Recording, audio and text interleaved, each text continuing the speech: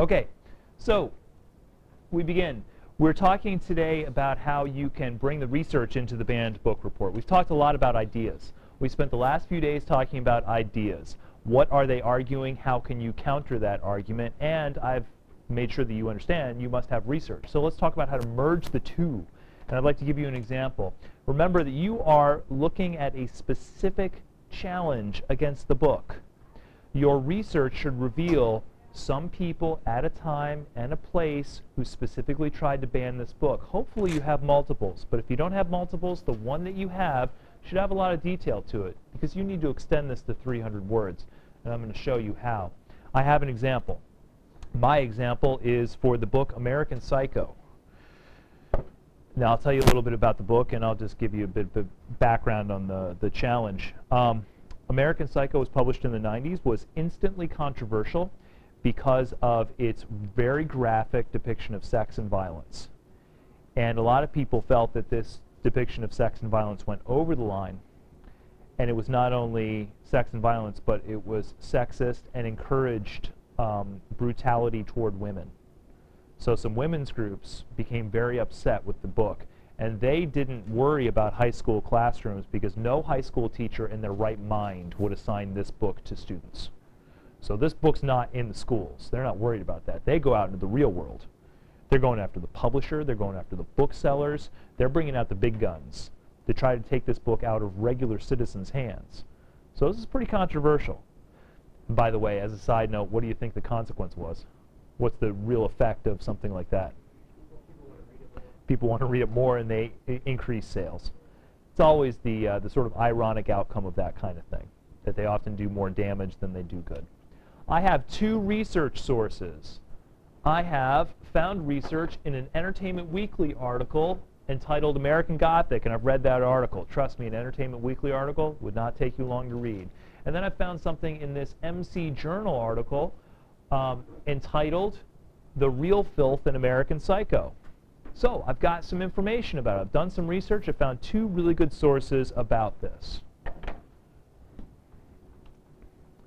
I'm going to use those to summarize the challenge.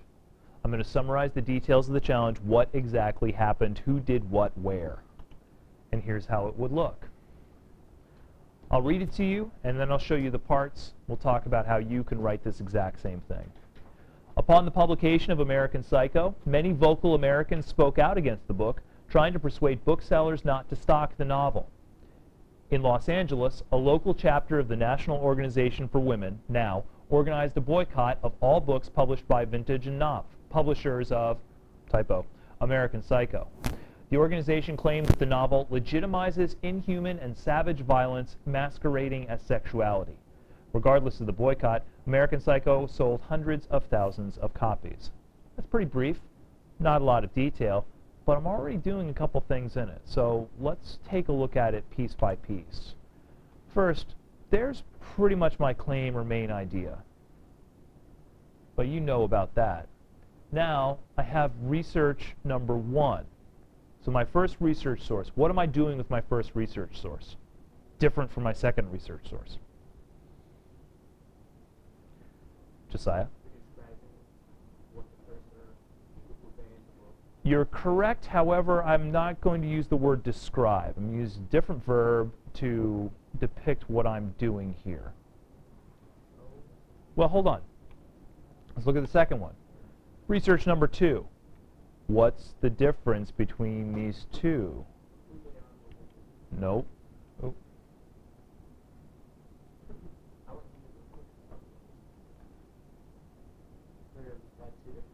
True, but that's obvious. What am I doing differently with the writing of them?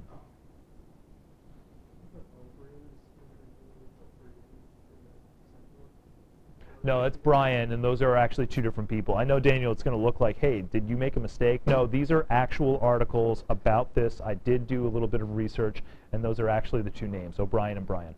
You're listing what they were doing, and you're saying why. Yeah, that's true. One is what, and the other is why.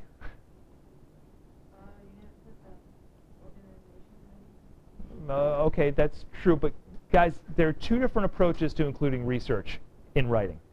Two different approaches. Research number one in this shows one approach. Research number 2 shows a different approach. Has nothing to do with the content. Has everything to do with how I present research. Come on, it's obvious. It's right there. What do you say about the first one versus the second one, Tori? Thank you. The second one is quoted. The first one is not. What do we call it when I'm not quoting, but I'm giving you the information? Paraphrasing, or possibly summarizing. I am paraphrasing their information. The second one I'm quoting. I have decided to quote the second one for a very specific reason. Can you tell me why I might like to include that quotation? Try to get in my brain. Why did I quote that but not the first one? And it's good language, and I like it. Look at that. Legitimizes inhuman and savage violence masquerading as sexuality. That's a nice line. I like that. Good words, powerful, really expresses the passion of their ideas as well as their ideas. I like that quotation, so I'm going to quote it. This, all it is basic facts. I don't need to quote anything. I can just paraphrase it. One of the skills you must learn in research is knowing when to paraphrase and when to quote. And let me give you this very simple rule. You quote when you can't say it better. When there's something that they say that just strikes you and says, that's expressed well, I want that quotation, to give voice to them. You just paraphrase when all you need to do, you just paraphrase when all you need to do is give the basic facts. But what else do you note? Some students make a mistake. When they paraphrase, they fail to do something. What do they fail to do? Thank you very much, Connor. You still need the citation for both. Every single fact that you've researched, whether quoted or not, must be paraphrased. Must be cited. Whether you quoted it or not, that must be cited. And, let's see who I'm going to pick on. Amanda, I'm going to pick on you. O'Brien. Where does that piece of information happen in my works cited entry? Where do I see it? The word O'Brien.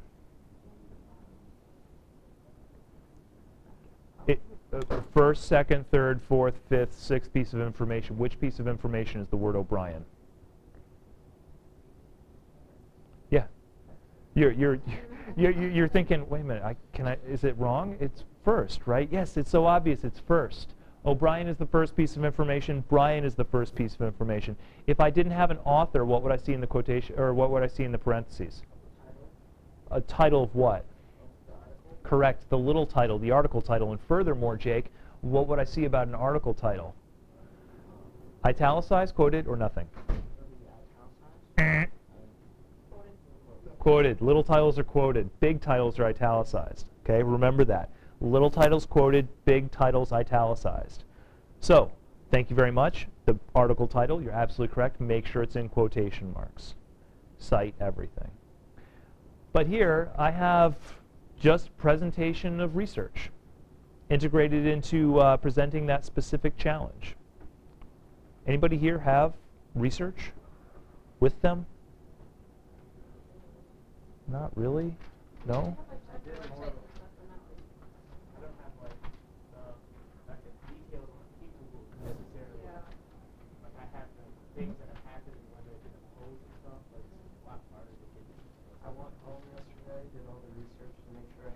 Yeah. Man. I know. It's awful. I hate that feeling when you open it up to grab it, it's just not there. And it's just not there. I know. Like I did it as soon as I got done with the paper. Yeah. Okay, so I need the student with the most detail on their research. If that's just written, Tori, you look like you might be raising your hand over there. Do you have some stuff? Excellent. What's the book you're working on? Sophie's Choice. All right. Remember what we do with this. I'm going to work with Tori right now. I'm going to use hers as sort of a model for how you should do it. What I'm going to do with Tori's writing is no different from what you should do with yours. You should use the same approach, kind of use the same transition words, the same paragraph structure, the same thing. Just fill in the blank with your own research. So I want you to pay attention to everything that I'm doing with Tori's right here. Tori, you're taking the keyboard. You're going to start with your information claim. So if you have that claim that you wrote in class, let me not print. Let me make this a little bit bigger.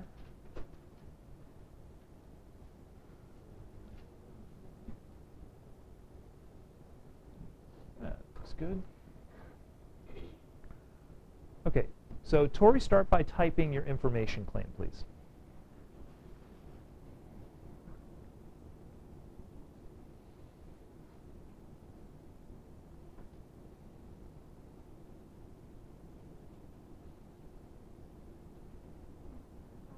I know, it's a hard keyboard to work with, no worries.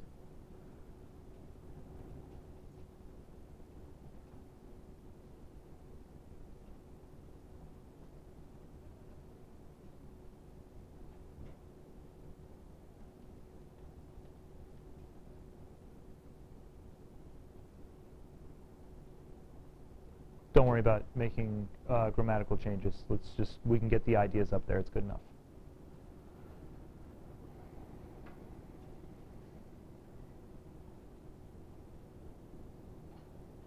Good. First step. Tori has typed her information claim. What do you think she might want to do in the next sentence? Yeah. A little bit of explanation would be good. So Tori, I tell you what we can identify. Let's identify the causal assertion. Okay, folks, two possible causal assertions. What are they? Jake? They see it or read it, so therefore they'll react, they'll copy it. Very good. Students will copy the behavior they see in books. So if they read profanity, they're going to start speaking profanely. They see sexual content, they're going to start engaging in sex. Second causal assertion. Emotionally traumatize them. They read about sexual content, they're not ready for it, they feel scared, uncertain about the world, and they are upset and left depressed. Tori, which of these do you think they're working with? Influence them to do it. Excellent. So here's your next sentence. You want to explain that. You want to explain it in this way. These concerned parents fear that students reading this content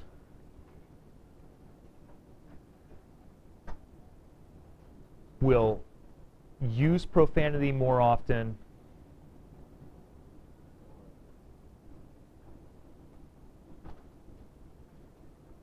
and engage in unsafe sexual behavior.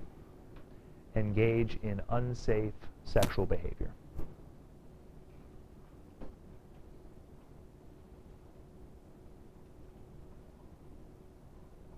Okay, so we're writing. It's pretty clear and pretty easy. If Tori decides, you know what, I want another sentence to explain a little bit more detail, great. It's up to her. It's up to you. Your information claim, how much just immediate explanation does it need? This looks pretty good to me. Next paragraph. What does she need to do now? Jake.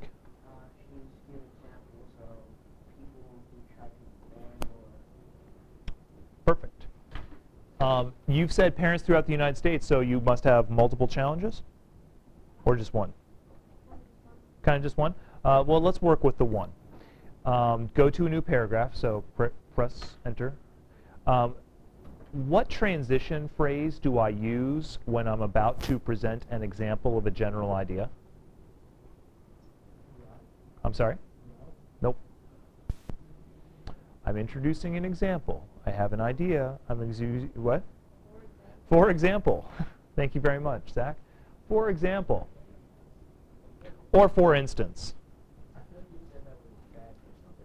I said an example is bad because it doesn't do this. Good. For example, now we need to hear about your research. So let's talk about your research. Tori, you've got, what's the specific place? Who are the people? Okay. That's fine. We got a high school name. That's excellent.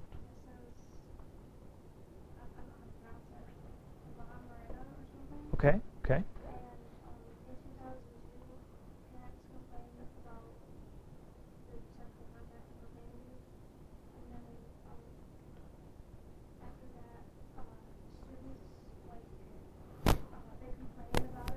The students complained also? Yes. Excellent. Or no, they, Oh. They were against that. Oh, complaining about the challenge. Yeah. Okay, good. And they said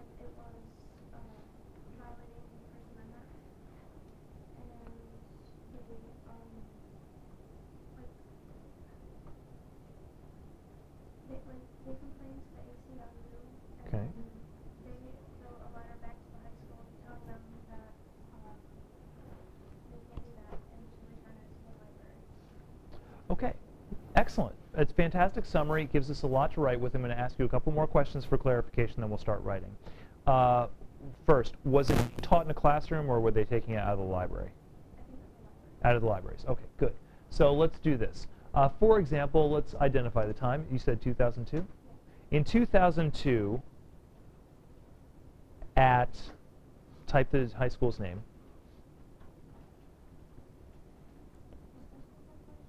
It is when it's a proper title. So actually, when you proof this, you'll drop case there, but you'll keep it raised here.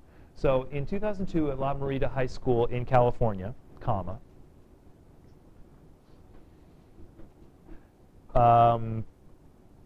concerned parents, here's a new word for you.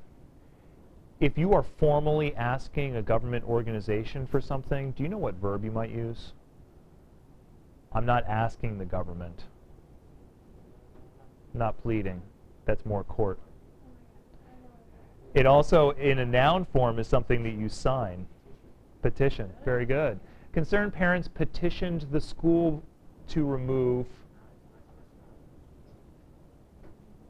Yeah, there you go. The school. School, let's say authorities. Do you know if it was a board or a principal, or? Let's just say authorities. Okay, school authorities to remove Sophie's Choice from their library.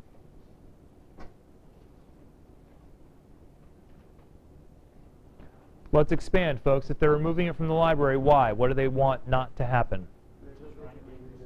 They don't want anybody to be able to read it in that school. So, from their library, period. Next sentence, let's expand. They did not want any students in the school having easy access to the novel. Yes? Has that ever happened to a school? Not that I'm aware of. Probably the case of So far as I understand, and I don't know in detail, Josiah, but so far as I understand, the most extreme that has happened in our library is Mrs. Fullhart keeping some books behind a counter just so she can know who's checking them out and make sure to control the checkout of those books. So controlled borrowing of books, but not total ban. Okay. No, that's just display. The glass case of books, in fact, quite often we have a display of banned books, kind of advertising these are the books that are banned. We're a very liberal school district. No, I'm serious. You laugh. When I say liberal school district, I don't mean Democrat. I mean liberal school district as in we let you read a lot of controversial content. We encourage you to read that. It's something that I'm pretty proud of about Sylvania schools. Good old. There you go. They did not want any students in the school having easy access to the novel. What next piece of information do you think you need?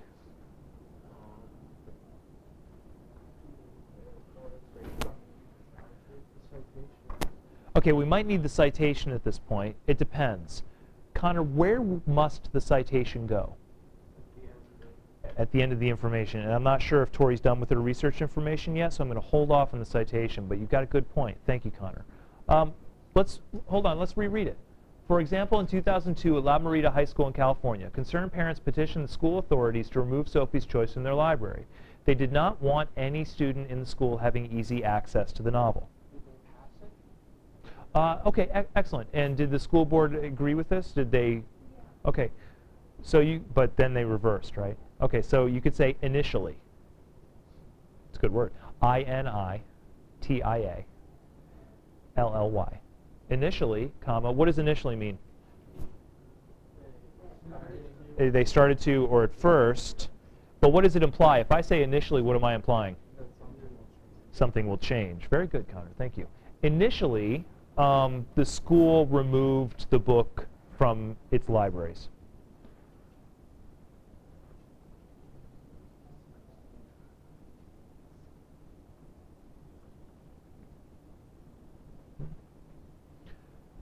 Tell us more, Tori. You already told us a little bit about the story, but what happened later?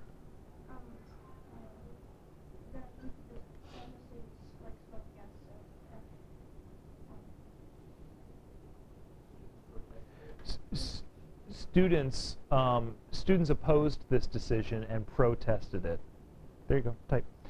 Students opposed this position, or students opposed this action and protested it.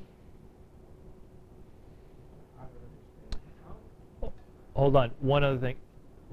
To whom did they bring their case? Correct. They brought their case to the ACLU. Next sentence. They brought their case to the ACLU. Good question. The ACLU is the American Civil Liberties Union. The ACLU is a very powerful organization in the United States, a very liberal organization that advocates for freedom of speech and all sorts of civil liberties. Those are the people who will be on your side. Even you notice here on the side of high school students against their parents, they've done that, and they will continue to do that. They are a powerful organization that will throw their might and their power behind people who are being unfairly treated by government authorities. So if your rights are being abridged in some really huge way, like a school is abridging the rights of all of its students, then the ACLU might actually come and back you, which means money and lawyers. They're pretty powerful. They do a lot of good. Of course, a lot of people feel that they go overboard also. So it's a politically sensitive organization. Do they only do it like freedom of speech, or is it like? It's not only freedom of speech, but primarily freedom of speech. Personal freedoms.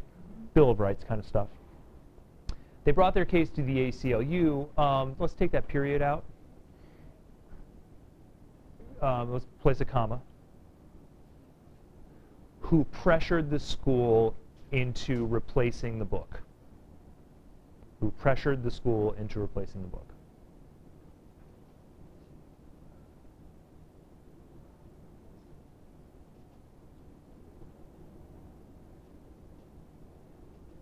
So did you find out, Tori, that ultimately they failed and the book is now available in the libraries? Okay, so say ultimately the parents failed in their challenge.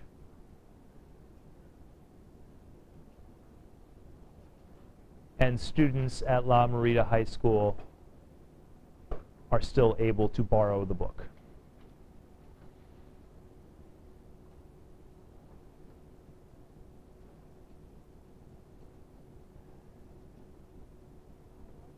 Still able to borrow the book. Jake, you have a question? So it makes me curious. What are the books that our school monitors? I don't know. Do we have Twilight behind the counters? We do. I saw it. I think Twilight might be behind the counters. Wait, what? I think the fourth one's got some sexual content, if I'm not mistaken. I don't know. I think it should be. There are only a few books they don't. I think it should be kept behind the counter for issues of taste, but you know that's just personally me. All right, Tori, question. Are all of the sentences in that paragraph from one research source? Okay. Then what do we do, folks? Cite at the end. Cite at the end of the paragraph. So, Tori, you need a space, and then begin parentheses. Do you know? Do you have an author? No. Just. One of the websites that you had on Mm-hmm. it, so there wasn't really an author. But just a web page title? Okay, then what you're going to need is quotation mark. And then you can fill this in later. Just type web page title and make sure it's all caps on the first letter. So web should be capitalized, and then page should be capitalized, and then title. And then end quotation marks and end parentheses. So Tori can fill this in later, and don't worry, Tori, I'll email you this file. So she'll place that in there, and seeing that citation at the end of the paragraph tells me, the reader, what? You got that all from one place. The entire paragraph is from one research source. That Tori has just paraphrased that, and that's fine. Students sometimes feel uncomfortable with that. They say, wait a minute, I'm going to announce that this is all research? Yeah, I'm a teacher. I said research this. And then you're writing a paper where you say, I researched it. Here's my research. That's exactly how this should go. This is not supposed to be creative writing or original writing. This is it. Next paragraph. What is she doing? Come on, if you have your notes from the last couple days, go over your notes from the last couple days. What burning questions are we asking about all of these once we've done the Toolman model? What do we still need to know? The causal assertion we've mentioned very briefly in there, but I think we should expand on it, okay? We should expand on the causal assertion, how this will cause this kind of behavior. In order to expand on the causal assertion, there's another question that needs to be answered first. And it was also in those notes. I'm sorry? There's one that's not really answered very clearly, not in detail. One question that comes up time and again.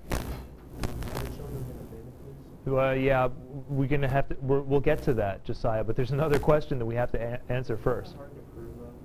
It is very hard to prove that. I feel like if it was an emotional scarring one, maybe you could find someone to find to be. Like, no one's going to be like, I cuss because I read a cuss word. Like, no one says that. Right. But wouldn't you say, Connor, that do you believe that children mimic or imitate what they see on a regular basis? Yes. Yeah, I believe it too. Do you believe that that might go for negative behavior as well as positive behavior? Yeah. Yeah, I believe that too. I don't necessarily have proof for it right now. I believe it. Would I, let's see, let me put it this way. If I had a 5-year-old child, would I want my 5-year-old child hanging around kids that are constantly bullying and beating up on other kids? But you might look at me and say, but Mr. Clarkson, you have psychological proof that it's going to hurt her. Yeah, I know I don't. But you know what? I'm still going to keep her away from those kids because it's what I believe about causality, about cause and effect. So Connor, you're absolutely correct. Proof like this is very hard to find. But sometimes parents don't approach this with proof. They approach it with a gut instinct. And quite often that gut instinct is rational and based upon principles that you and I agree with. We need to know what the content is in the book specifically. Remember, this was one of the questions. Question was, what exactly about the book is offensive? Now, she's given an indication, profanity, sexual content. We need details. We need details. Tori, do you have any details on what sort of words are used or what sort of sexual content is presented?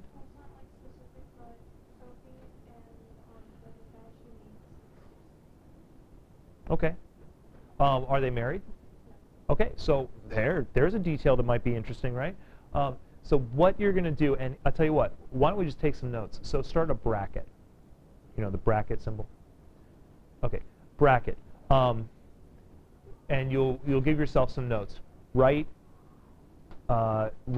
specific details of the controversial material. Yeah.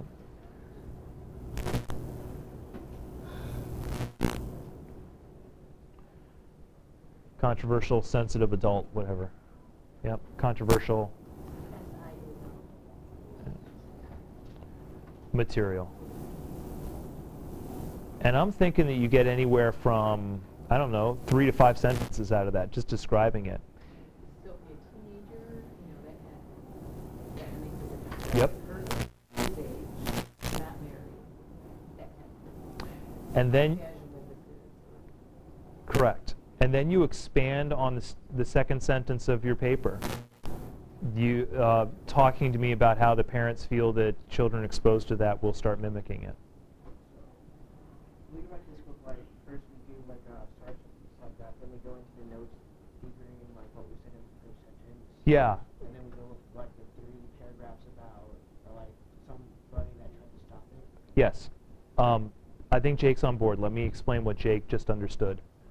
First of all, your first paragraph could be an easy 2 to 4 sentences throwing out your informational claim and providing any immediate explanation that's necessary. Your second paragraph should start the research details of the challenges. Challenge or challenges. Should be cited properly, paraphrased, quoted, whatever you'd like to do. The next one will probably want to expand on the book itself and why the parents were so upset. Give as many specific details. Use the words. And we talked about profanity yesterday. Remember, if you are writing about profanity, you use it in quotation marks. If you're doing it maturely and sensitively, you can do it all day long. I remember a couple times in classes where I've taught books that contain sensitive language and the students actually want to use the sensitive language, they're shocked when they find out that they're allowed to write the F word on a paper for me. I say, yeah, you can, as long as it's in quotation marks and you're using it as evidence to support a point like this. Of course. Why? Because you have to look at that word. You have to examine it in order to understand it, in order to deal with it. Now, if you feel uncomfortable with that, and some students in the past have felt uncomfortable with that, you write it in whatever way is appropriate for you. If you want to write F word, fine. If you want to write the N word, fine. If you want to write F asterisk asterisk asterisk, as some students do, that's fine with me too. But you are allowed to use the word in quotation marks as long as you're using it maturely and responsibly. You must be able to look at something that's sensitive in order to talk about it. So this last paragraph, as Tori's going to do, should include specific details of the book, and sometimes those details will be graphic. And as Mrs. Kozak says, the specific details are often relevant. Are they teenagers? Who's Working with Forever by Judy Blume? I think it might have been Shelby. Shelby's dealing with a book in which the sexual behavior is between underage kids. And that's really a problem for parents. Parents sometimes don't get upset about sexual behavior between consenting adults because that's seen as natural, but 13-year-olds? No, no, no, no. Wrong. You don't do that. So the age makes a difference. So go into detail on who these people are and the nature of the sexual content and the nature of the language, and then expand on the causal assertion, and that's pretty much it. Should be good to get 300 words out of that. Okay. Researched, detailed, specific challenges, expand on the content of the book, and you're good to go. Questions about that? About format, about the approach, individual questions about your own you're concerned about? What do you think racism would be considered as? Would it be the monkey see, monkey do one, or the monkey star? Both. Both. Both ways, because Definitely both. at my age group, it's kind of racism. It's kind of the idea to read the book. Right. And Good. It's a good question. So to repeat for microphone, Josiah's asking whether racist content would be considered the first causal assertion or the second. Are people going to act racistly because they see it, or will they simply be harmed? Both. And I've seen this when I have taught The Adventures of Huckleberry Finn, because it includes such intense depictions of racism. In fact, the N-word used well over 200 times. The bigger concern, for parents, yeah. Well, you know what? Twain was noted for his realism on how people actually spoke. And that word was used commonly. Teachers are often more concerned about the emotional well-being of their students than they are about them using that word. What about Harry Potter? That seems like more emotional and so dark. Necessarily something more. I'm not gonna lie, Voldemort scared me when I was little. Harry Potter, well, yeah, some of the depictions in there can be a little bit scary, especially toward the later books. Mr. Clarkson? Hold on.